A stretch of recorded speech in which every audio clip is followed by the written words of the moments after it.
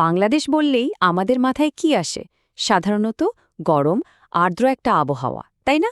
কিন্তু এই পরিচিত ছবির পেছনেই কিন্তু আরেকটা বাস্তবতা লুকিয়ে আছে, আর সেটা হলো হাড় কাঁপানো তীব্র শীতের একটা ঋতু। চলুন আজ এই ব্যাপারটা একটু তলিয়ে দেখা যাক। আমরা খুঁজে বের করব বাংলাদেশের সেই সব জায়গা যেখানে শীত তার সবচেয়ে ভয়ঙ্কর রূপটা দেখা। শুধু এই একটা কথাই কিন্তু পুরো চিত্রটা চোখের সামনে ভাসিয়ে তোলার জন্য যথেষ্ট। ভাবুন তো অবস্থাটা, দিনের পর দিন সূর্য উঠছে না, আকাশ ধূসর হয়ে আছে, আর বইছে কনকনে ঠান্ডা বাতাস। বাংলাদেশের অনেক জায়গার শীতকালটা ঠিক এমনই। আর এই অনুভূতিটা নিয়ে চলুন আমাদের আজকের অনুসন্ধান শুরু করা যাক। তো এটাই আমাদের আজকের মূল প্রশ্ন, যে দেশটা গরম আর বর্ষার জন্য পরিচিত, সেখানে শীত এতটা জেকে বসে কোথায়? আমরা এক এক করে বাংলাদেশের সেই জেলাগুলোকে খুঁজে বের করব, যেগুলোকে বলা যেতে পারে শীতের আসল কেন্দ্র। চলুন শুরু করা যাক সেই শীতলতম জায়গাগুলোর দিকে আমাদের যাত্রা। তো আমাদের কাউন্টডাউন শুরু হচ্ছে। প্রথমে আমরা সেই জেলাগুলোর কথা বলবো যেগুলোকে অনেকটা শীতের প্রবেশদ্বার বলা চলে। এখানে নভেম্বর মাস থেকেই শীত তার আসার খবরটা দিয়ে দেয়। দেখুন, এই তালিকায় 10 থেকে 6 নম্বরে আছে বগুড়া, ময়মনসিংহ, গাইবান্ধা, রংপুর আর নীলফামারী। বগুড়ায় তাপমাত্রা 10 থেকে 12 ডিগ্রিতে নেমে আসে, আর জায়গাটা শীতের ফসলের জন্য খুব বিখ্যাত। ময়মনসিংহে আবার হিমেল বাতাস জীবনটা বেশ কঠিন করে তোলে। আর রংপুরের কথা যদি বলি, সেখানে তো চারপাশ ঘন কুয়াশার চাদরে ঢাকা থাকে। তবে শীত মানেই যে শুধু কষ্ট, তা কিন্তু একদমই নয়। যেমন ধরুন, গাইবান্ধা বিখ্যাত তার নতুন গুড়ের পিঠার জন্য, আর নীলফামারীতে তো শীত আসা মানেই পিঠা পুলির উৎসব শুরু। আচ্ছা, এবার আমরা এমন কিছু অঞ্চলে ঢুকছি যেখানে শীতের তীব্রতা অনেক অনেক বেশি। এখানকার তাপমাত্রা হুট করে অনেকখানি নেমে আসে, আর সাধারণ জীবনে এর প্রভাবও হয় মারাত্মক।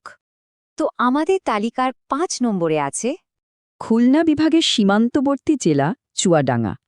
এই জায়গাটার একটা অদ্ভুত ব্যাপার হলো, এখানে শুধু শীতই তীব্র নয়, গরমকালেও কিন্তু প্রচণ্ড গরম পড়ে।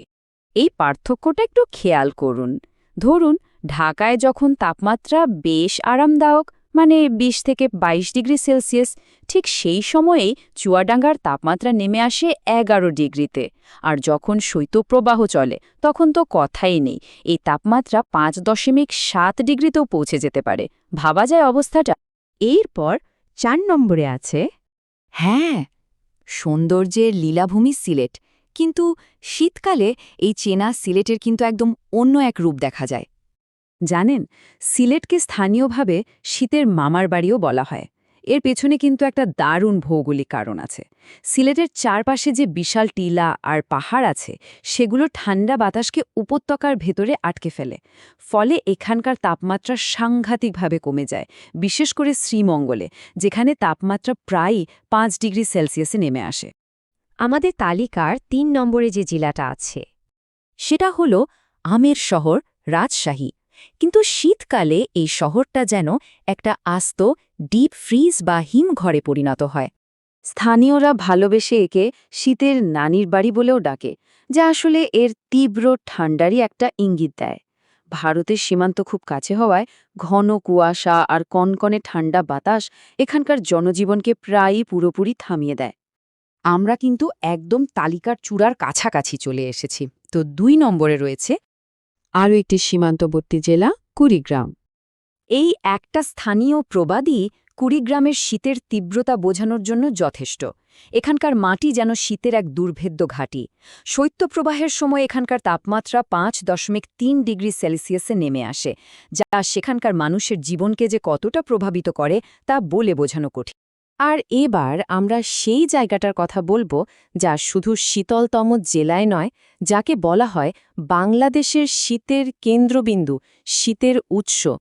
বাংলাদেশের শীতলতম স্থান হল, হ্যাঁ, বাংলাদেশের 1 নম্বর শীতলতম জেলা পঞ্চগড়। পঞ্চগড়কে শীতের জন্মস্থানও বলা হয়। কারণটা খুব সহজ, এর ভৌগোলিক অবস্থান। এটা বাংলাদেশের একেবারে উত্তরের জেলা, আর হিমালয় পর্বতমালারও খুব কাছে। ফলে হিমালয়ের হিমশীতল বাতাস সরাসরি এখানে এসে আঘাত হানে। অনেকেই মনে করেন এখান থেকেই যেন শীতের জন্ম হয়, আর তারপর তা সারা দেশে ছড়িয়ে পড়ে। আর এই স্লাইডটা দেখুন, 2.6 ডিগ্রি সেলসিয়াস। এটা কিন্তু প্রায় ৭০ বছরের রেকর্ড ভেঙে দিয়েছিল। একবার কল্পনা করুন, তাপমাত্রা হিমাঙ্কের কতটা কাছাকাছি চলে গিয়েছিল। এই তীব্র শীতে জীবন ধারণ করা যে কতটা কঠিন তা হয়তো আমরা পুরোপুরি ধারণাও করতে পারব না। তো এই যে পুরো তালিকাটা আমরা দেখলাম, এখান থেকে একটা জিনিস কিন্তু খুব পরিষ্কার। বাংলাদেশের শীত একদিকে যেমন চরম কষ্ট আর দুর্ভোগ নিয়ে আসে, ঠিক তেমনি অন্যদিকে এটা একটা স্বতন্ত্র ও সমৃদ্ধ সংস্কৃতিরও জন্ম দেয়। এই স্লাইডটা দেখলেই পুরো ব্যাপারটা বোঝা যায়। দেখুন, একদিকে শীত মানে শ্রমিকের কাজ বন্ধ, গরম কাপড়ের অভাব আর দরিদ্র মানুষের সীমাহীন দুর্ভোগ। আবার ঠিক অন্যদিকে এই একই শীত কিন্তু নিয়ে আসে নতুন ফসল, গরম গরম পিঠাপুলির উৎসব আর নতুন গুড়ের মিষ্টির দারুণ স্বাদ।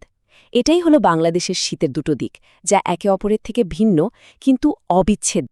সবশেষে একটা গভীর প্রশ্ন কিন্তু আমাদের মাথায় আসে। প্রকৃতির এমন চরম প্রতিকূলতার মধ্যেও মানুষ কিভাবে নিজেদের খাপ খাইয়ে নেয়?